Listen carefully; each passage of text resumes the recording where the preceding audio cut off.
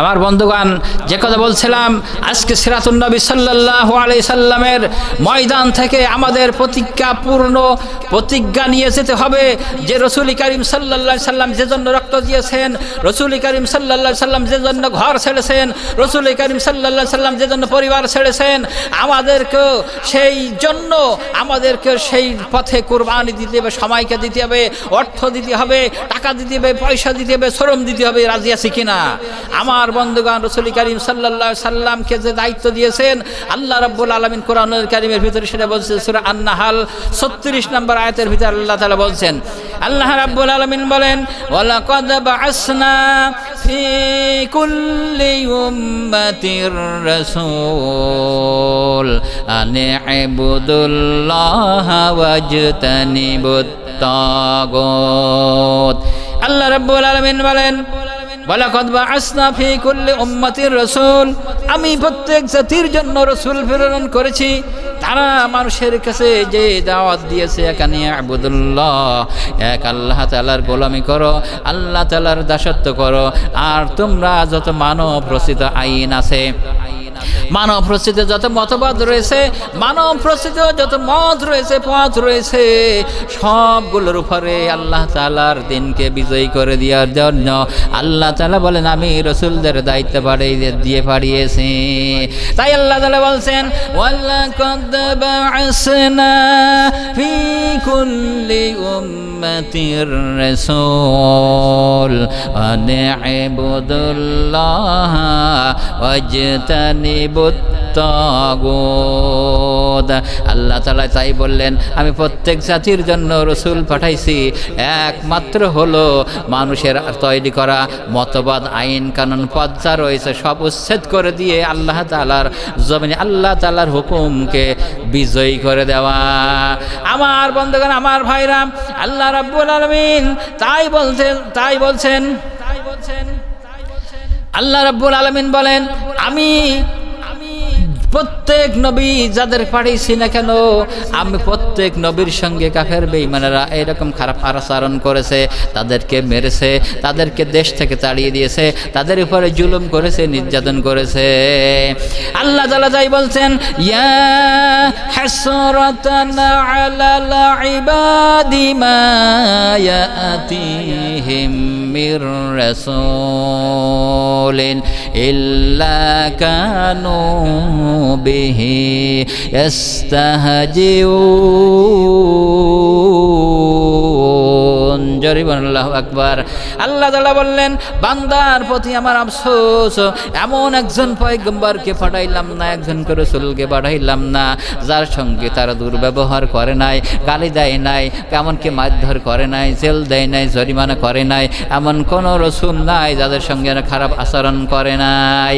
আমার বন্ধুগণ, আল্লাহ তাআলা বললেন দেখেন, লক্ষ্য করে দেখেন, ইব্রাহিম আলাইহিস সালামের সাথে বিরোধিতা করেছে নমরুদ, আমার ভাইরা মুসা আলাইহিস সালামের সঙ্গে বিরোধিতা করেছে ফিরাউন, মুহাম্মদ রাসূলুল্লাহ সাল্লাল্লাহু আলাইহি সাল্লামের সঙ্গে বিরোধিতা করেছে আবু জেহেল, উতবা, সাইবা, এরা বিরোধিতা করেছে না করে নাই? করেছে না করে নাই? আমার বন্ধুগণ, আমি আজকের সিরাতুন নবী সাল্লাল্লাহু আলাইহি সাল্লাম মাহফিল থেকে বলতে চাই এই কথা, আপনারা লক্ষ্য করে দেখেন, ইতিহাসের দিকে তাকিয়ে দেখেন, যেখানে ইব্রাহিম আলাইহিস সালামের সঙ্গে নমরুদ যখন চেষ্টা করলো ইব্রাহিম আলাইহিস সালামকে দুনিয়া থেকে মিটাই দেবে, আমার বন্ধুগণ আপনারা লক্ষ্য করে দেখেন সেই নমরুদ মশার কামড় খেয়ে দুনিয়া থেকে বিদায় হয়ে গেছে। যায় নাই? আমি বলতে চাই সেই সমস্ত স্বৈরাচারী শাসকদেরকে উদ্দেশ্য করে বলতে চাই, আপনারা যতই প্ল্যান করেন, প্রোগ্রাম করেন, যতই মিটিং করেন, সিটিং করেন, কোরআনের আওয়াজকে বন্ধ করে দেওয়ার জন্য পারবেন না। তার কারণ হলো আপনার ইতিহাস থেকে লক্ষ্য করে দেখেন, বড় বড় আপনাদের চাইতে শক্তিধর যারা ছিল তারা টিকতে পারে নাই, আপনারাও টিকতে পারবেন না। এই জন্য আপনাদের কাছে কোরআনের দাওয়াত দিতে চাই, সর্বপ্রথম বলতে চাই, বিনয়ীভাবে বলতে চাই, আপনাদের কাছে আকুলভাবে বলতে চাই, হাত জোড় করে বলতে চাই, আপনারা অন্য দলে ঘোরাফেরা না করে, ইসলামের বিরোধিতা না করে, কোরআনের বিরোধিতা না করে, আপনারা সবাই মিলে এখন ইসলামের ছায়াতল আশ্রয় নেন। আল্লাহ রব্বুল আলামিন আপনাদেরকে সম্মান বাড়িয়ে দিবেন। জোরে বলেন ঠিক কিনা? আমার ভাইরা লক্ষ্য করে দেখেন, মুসা আলাইহিস সালামকে মিটাই দেওয়ার জন্য ফিরাউন চেষ্টা কম করে নাই, করেছিল। কিন্তু একদিনে ফিরাউন জানতো না যে আমার নীল দরিয়ায় চুপি মরা লাগবে। নীল দরিয়ার কাছে যখন মাঝখানে চলে গেল রাস্তায়, আল্লাহ তাআলা চুপ নিয়ে দিতে দিতে এই ফিরাউনকে দুনিয়া থেকে মিটাই দিয়েছেন। দেন নাই? দিয়েছেন কিনা? আমার বন্ধুগণ, মুহাম্মদ সাল্লাল্লাহু আলাইহি সাল্লামকে বিরোধিতা করেছিল আবু জেহেল, উতবা, শাইবা। কি করেছিল? যুদ্ধের ময়দানে মুহাম্মদ রাসূলুল্লাহ সাল্লাল্লাহু আলাইহি সাল্লামের মাথা মস্তকে কি করেছিল? হেলমেট ভেঙে গিয়েছিল। সেখানে আবু জেহেল যে কাফের বেঈমানেরা তীর মেরেছে, রাসূলের শরীর ক্ষত বিক্ষত হয়ে গেছে, যায় নাই। কিন্তু সেই আবু জেহেল কি আছে? আবু জেহেল নাম চিহ্ন নাই। আবু জেহেলের বাড়িটা আজকের পায়খানা ঘর হয়ে গেছে। বলেন ঠিক কিনা? কিন্তু যে মুহাম্মদ রাসূলুল্লাহ সাল্লাল্লাহু আলাইহি সাল্লাম দিন প্রতিষ্ঠা করার জন্য কাজ করেছেন, সাহাবা ইকরামরা কাজ করেছেন, তাদের নাম আজকের স্বর্ণের অক্ষরে অক্ষরে লেখা রয়েছে। বলেন ঠিক কিনা?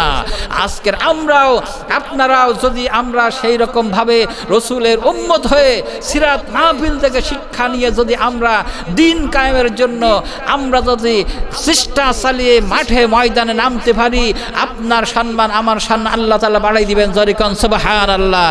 আমার বন্ধুগণ, আমার ভাইরা, আল্লাহর নবী জনাব মুহাম্মদুর রাসূলুল্লাহ সাল্লাল্লাহু আলাইহি সাল্লামকে দুনিয়া থেকে মিটাই দেবে বলে উহুদের ময়দানে আল্লাহর নবী গেলেন, সাহাবা ইকরামরা গেলেন। উহুদের ময়দানে আবু জেহেল, উতবা, শাইবা তারাও গেছে। আমার বন্ধুগণ, রাসূল করিম সাল্লাল্লাহু আলাইহি সাল্লামের উদ্দেশ্য করে কাফের বেঈমানেরা তীর মারা আরম্ভ করেছে, যাতে রাসূল করিম সাল্লাল্লাহু আলাইহি সাল্লামকে দুনিয়া থেকে মিটাই দেওয়ার জন্য। কিন্তু পারবে না রাসূল করিম সাল্লাল্লাহু আলাইহি সাল্লামকে দুনিয়া থেকে মিটাই দেওয়ার দিতে।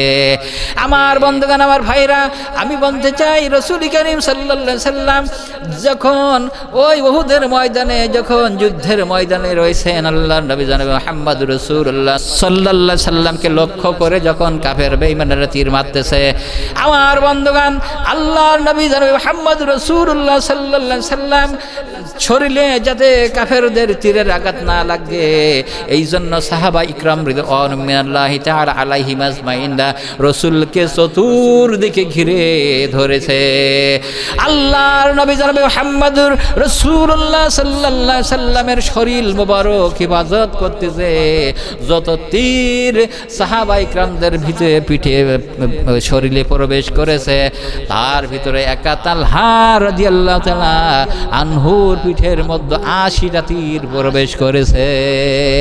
আমার ভাইরা, আমার বন্ধুগণ, এইরকম যখন রাসূল করিম সাল্লাল্লাহু আলাইহি সাল্লাম যখন সাহাবা ইকরামরা ঘিরে ধরেছেন, রাসূল করিম সাল্লাল্লাহু আলাইহি সাল্লাম উহুদের ময়দানে যুদ্ধ হচ্ছে, সাহাবা ইকরামদের অবস্থা দেখার জন্য যখন বারবার মাথা উঠাই দেখছেন সাহাবাদের কি অবস্থা হচ্ছে, দয়ার নবী, মায়ের নবী জনাব মুহাম্মদুর রাসূলুল্লাহ সাল্লাল্লাহু আলাইহি সাল্লাম উম্মতের অবস্থা দেখার জন্য তিনি বারবার মাথা যখন উঠাই দেখতেছিলেন, হঠাৎ দেখা গেল কাফেরদের একটা তীরের আঘাত এসে নবীজির মস্তিষ্কে লেগে গেছে।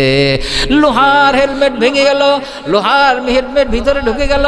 আমার বন্ধুগণ, ওই লোহার হেলমেট তুলতেছে আমার বন্ধুগণ আবু বাইদা, আমার বন্ধুগণ লোহার হেলমেট ভেঙে গিয়েছিল। আমার ভাইরা, আমার বন্ধুগণ, তখন রাসূল করিম সাল্লাল্লাহু আলাইহি সাল্লাম জমিনের উপর পড়ে গেলেন, রক্তর বাইর হচ্ছেন। আমার বন্ধুগণ, হযরত আলী রাদিয়াল্লাহু তাআলা আনহু সরিয়ে আসলেন, রক্ত মোছার জন্য চেষ্টা করতেছে, রক্ত মোছার জন্য চেষ্টা করে, কিন্তু রক্ত বন্ধ হয় না। আমার বন্ধুগণ, চতুর্দিকে ছড়াই গেছে। আল্লাহর নবী নাই, দয়ার নবী, মায়ের নবী জনাবে মুহাম্মদুর রাসূলুল্লাহ সাল্লাল্লাহু আলাইহি সাল্লাম উহুদের ময়দানে শাহাদাত বরণ করেছে। আমার আমার বন্ধুগণ, আমার ভাইরা, রক্ত বন্ধ হয় না, কোনো অবস্থাতে রক্ত বন্ধ হইতেছে না। কি করবে? সাহাবা ইকরামরা কান্নার রোল ফেলাই দিয়েছেন, মনে হয় নবীজি আর থাকবে না। আমার বন্ধুগণ, আমার ভাইরা, হযরতে ফাতিমা রাদিয়াল্লাহু তাআলা আনহা কি করলেন? বাড়িতে চলে গেলেন। আমার বন্ধুগণ, বাড়ি থেকে এই যে খেজুরের পাতা দিয়ে চাটাই বানাই, যে ওইটা পোড়াইয়া ছাই বানাইয়া তৈরি করে নিয়ে আসলেন। রাসূল কারীম সাল্লাল্লাহু আলাইহি সাল্লামের যেখানে ক্ষত হয়েছে ওই ক্ষত স্থানে লাগিয়ে দিলেন, সঙ্গে সঙ্গে রক্ত বন্ধ হয়ে গেছে। আমার ভাইরা, আমার বন্ধুগণ, চতুর্দিকে ছড়াই গেছে। আল্লাহর নবী নাই, দয়ার নবী, মায়ের নবী, তিনি উহুদের ময়দানে শাহাদাত বরণ করেছে। চতুর্দিক থেকে সাহাবা ইকরাম ছুটা আরম্ভ করে দিয়েছিলেন। মদিনা থেকে এক মহিলা দৌড়াচ্ছে, দৌড়াতে আসছেন, উহুদের ময়দানের দিকে দৌড়াতে আসছেন। একজন সাহাবীর সঙ্গে দেখা হয়ে গেল। মহিলা যাও কয়, বলছে যাচ্ছি উহুদের ময়দানে। ওই সাহাবী বলল, মহিলা, যে কোনো তোমার লাভ নাই, তোমার যে সন্তান আসছিল জিহাদের ময়দানে, ওই সন্তান যেই উহুদের ময়দানে শাহাদাত বরণ করেছে। ওই মহিলা বলল, ও আল্লাহর নবীর সাহাবী, কে শহীদ হয়ে গেছে শুনতে চাই না, বরং তাড়াতাড়ি করে বলো আল্লাহর নবী কেমন আছে। ওই মহিলা আবার ছুটে আরম্ভ করলো। ছুটতে উহুদের ময়দানের দিকে যখন আসতেছে, আরেকজন সাহাবের সঙ্গে দেখা হয়ে গেল। বলল, গো মহিলা, যাও কয়? বলছে যাচ্ছি উহুদের ময়দানে। বলেছে এই কোনো লাভ নাই, তোমার যে স্বামী আসছিল জিহাদের ময়দানে, ওই স্বামী শাহাদাত বরণ করেছে, তোমার যে কোনো লাভ নাই। ওই মহিলা হাও মাও করে কেঁদে বলল, ও গো আল্লাহর নবীর সাহাবী, কে শহীদ হয়েছে শুনতে চাই না, বরং তাড়াতাড়ি করে বলো আল্লাহর নবী জনাবে মুহাম্মদুর রাসূলুল্লাহ সাল্লাল্লাহু আলাইহি ওয়াসাল্লাম কেমন আছেন। আমার ভাইরা, আমার বন্ধুগণ, ওই মহিলা দৌড়াতে উহুদের ময়দানে প্রবেশ করলো। দেখলো সাহাবায়ে কেরামরা পরিবেষ্টন করে রেখেছেন। এসে দেখলো নবী করিম সাল্লাল্লাহু আলাইহি সাল্লাম জীবিত আছেন। ওই মহিলা হাও মাও দেখে কেঁদে বলল, ইয়া রাসূলুল্লাহ, ইয়া হাবিবাল্লাহ, আজকের যুদ্ধের ময়দানে আমার প্রাণ, আমার কলিজার টুকরা সন্তান শহীদ হওয়া শোক, আমার স্বামী শহীদ হওয়া শোক, সব আমার কলিজা থেকে ধুয়ে মুছে সাফ হয়ে গেছে। ইয়া রাসূলুল্লাহ, আপনি বেঁচে আছেন, এইটাই আমাদের জন্য চরম সান্ত্বনা। আমার বন্ধুগণ, আমার ভাইরা, আমি এই জন্য আপনাদের খেদমতে আরজ করতে চাই, আজকের সিরাতুন নবী সাল্লাল্লাহু আলাইহি সাল্লামের মাহফিল থেকে আরজ করতে চাই, আমার ভাইরা, আল্লাহর নবী জনাবে মুহাম্মদুর রাসূলুল্লাহ সাল্লাল্লাহু আলাইহি সাল্লাম সবচাইতে আল্লাহ তাআলার কাছে প্রিয় নবী। আমার বন্ধুগণ, এমন নবী কিয়ামতের ময়দানে যখন শাফাআত করবেন, কোন নবী রাসূলরা পারবেন না, একমাত্র শাফাআতের কাণ্ডারি হবে জনাবে মুহাম্মদুর রাসূলুল্লাহ সাল্লাল্লাহু আলাইহি সাল্লাম। এই রাসূল সাল্লাল্লাহু আলাইহি সাল্লামকে আল্লাহ স্বয়ং মর্যাদা দিয়েছেন। আমার বন্ধুগণ, তাইলে রাসূল করিম সাল্লাল্লাহু আলাইহি সাল্লামকে কত মর্যাদা আল্লাহ তাআলার কাছে। তাহলে আপনাদের কাছে আজকে প্রশ্ন রাখতে চাই, আমার ভাইরা, তাহলে আল্লাহ রাসূল জনাবে মুহাম্মদুর রাসূলুল্লাহ সাল্লাল্লাহু আলাইহি সাল্লাম তো মসজিদে যাইতে পারতেন, খালি নামাজ পড়তে পারতেন, তাসবিহ পড়তে পারতেন, আর মসজিদে আল্লাহ বিল্লাহ করে বাড়িতে আসতে পারতেন। আমার বন্ধুগণ, তাহলে কেন রসুলের শরীর থেকে রক্ত ঝরলো? কেন রসুল সাল্লাল্লাহু আলাইহি সাল্লামকে যুদ্ধের ময়দানে নিয়ে গেলেন? কেন রসুল করিম সাল্লাল্লাহু আলাইহি সাল্লামের উপর অত্যাচার করা হলো? আমার বন্ধুগণ, তাহলে আপনার রসুল, আমার রসুল যদি এই কাজ করে থাকে, আর আপনি আর আমি কোন বিবেক দ্বারা চিন্তা ভাবনা করে বাড়িতে বসে আছি? ইসলামের 12:30 বেজে যাচ্ছে। আপনার ইসলামকে দুনিয়া থেকে মিটাই দেওয়ার জন্য কাফের বেঈমানরা যে ষড়যন্ত্র করছে, এর মোকাবেলা করার জন্য আপনাদের কোনো এক বিন্দু মাত্র প্রতিক্রিয়া হয় না। তাহলে আপনার আমার ঈমান কত দূর চলে গেছে? আমার ভাই, আমার বন্ধুগণ, এই জন্য আপনার আমার রাসূলকে ভালোবাসতে হবে। আল্লাহ তাআলা বললেন, কুল ইন কুনতুম তুহিব্বুনা তুহিব্বুনাল্লাহা ফাত্তাবিউনি ইউহিব্বুকুমুল্লাহ ওয়া ইয়াগফির লাকুম যুনুবাকুম আল্লাহু গফুরুর রাহিম।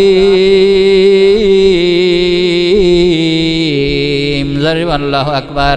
আল্লাহ রাব্বুল আলামিন বলেন, ও নবী আপনি বলে দেন, ও নবী আপনি বলে দেন, তোমরা যদি আল্লাহ তাআলাকে ভালোবাসতে চাও, আল্লাহ তাআলাকে পেতে চাও, তাহলে সর্বপ্রথম ফাত্তাবিউনি, আমি নবী মুহাম্মদ সাল্লাল্লাহু আলাইহি সাল্লামের অনুসরণ করো, অনুকরণ করো, ইত্তেবা করো, তাহলে আল্লাহ তাআলা তোমাদেরকে ভালোবাসবেন। শুধু ভালোবাসবেন না, ভালোবেসে তোমাদের জীবনে যত গুনাহ হয়েছে আল্লাহ তাআলা সব মাফ করে দিবেন। জোরে কান সুবহানাল্লাহ, আরো জোরে বলেন সুবহানাল্লাহ। আমার বন্ধুগণ, তাহলে রসুলকে কি ভালোবাসা, আমি বলতে চাই আমার বন্ধুগণ, আমার ভাইরা, আবু তালেব কিন্তু রসুল সাল্লাল্লাহু আলাইহি সাল্লামের চাচা ছিল, কিন্তু আবু তালেবের মতো রসুল সাল্লাল্লাহু আলাইহি সাল্লামকে কেউ ভালোবাসতে পারে নাই।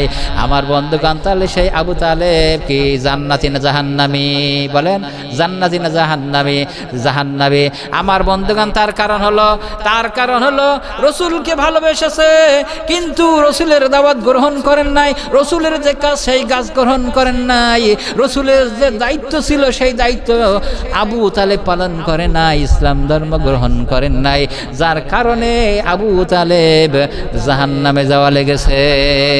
আমার বন্ধুগণ, আমার ভাইরা, বলা হয়েছে আবু তালেবকে যে জাহান্নামে নিয়ে যাওয়া হবে কেবলমাত্র, যেহেতু হাদিসটা দুর্বল, এরপরে মুফাসসিরিনগণ উল্লেখ করেছেন জাহান্নামে তার এত ভয়ঙ্কর শাস্তি, কঠিন শাস্তি কিছু না, দেখা যাবে বলা হয়েছে দুইটা জুতা দুই পায়ে পরাই দেওয়া হবে, ওইটা আগুনের জুতা পরানো হবে, ওই আগুনের তাপে তার শরীর গলে মাথা টকবক করে ফুটতে থাকবে। আমার বন্ধুগণ, তাহলে ভালোবেসেছে আবু তালেব, কিন্তু রসুলকে সবচেয়ে বেশি ভালোবেসেছে, কিন্তু ভালোবাসার পরেও কেন জাহান্নামে গেল? আপনিও ভালোবাসবেন, আমিও ভালোবাসি, ভালোবাসার পরেও জান্নাত আছে কি না এটা আপনার আমার গ্যারান্টি আছে, কিন্তু যতক্ষণ পর্যন্ত দিনের দাওয়াত আপনি গ্রহণ না করবেন, দিনের দাওয়াত যতক্ষণ আপনি না দিবেন, আমিও যতক্ষণ দিনের দাওয়াত গ্রহণ না করব, দিনের দাওয়াত যতক্ষণ পর্যন্ত না দেব না, ততক্ষণ পর্যন্ত কিন্তু প্রকৃতপক্ষে রসুলের উম্মত হওয়া যাবে না। আমার বন্ধুগণ, আল্লাহর নবী জনাব মুহাম্মদুর রাসূলুল্লাহ সাল্লাল্লাহু আলাইহি সাল্লাম বলেছেন, আত্তা কুনা হাব্বা ইলাইহি মিন ওয়ালিদিহি ওয়া ওয়ালাদিহি ওয়ান নাসি আজমাইন। আল্লাহর নবী জনাব মুহাম্মদুর রাসূলুল্লাহ সাল্লাল্লাহু আলাইহি সাল্লাম বলেন, যতক্ষণ পর্যন্ত তোমরা তোমাদের সন্তান সন্ততি ধন সম্পদ যা রয়েছে, পরিবার যা রয়েছে, অর্থ সম্পদ রয়েছে, এর চাইতেও যতক্ষণ পর্যন্ত আল্লাহ এবং রসুলকে অধিক পরিমাণ ভালো না আসবে, ততক্ষণ পর্যন্ত তোমরা মুমিন মুসলমান হইতে পারবে না। আমার বন্ধুগণ, আজকে সিরাতুন নবী সাল্লাল্লাহু আলাইহি সাল্লামের মাহফিলে আসছেন, তাহলে নবীর আদর্শ গ্রহণ করার জন্য। এই জন্য রাসূল করিম সাল্লাল্লাহু আলাইহি সাল্লামের আদর্শ গ্রহণ করতে গেলে রাসূল যা বলেছেন, যা করেছেন, ওটা আপনার আমার জন্য ফরজ হয়ে গেছে।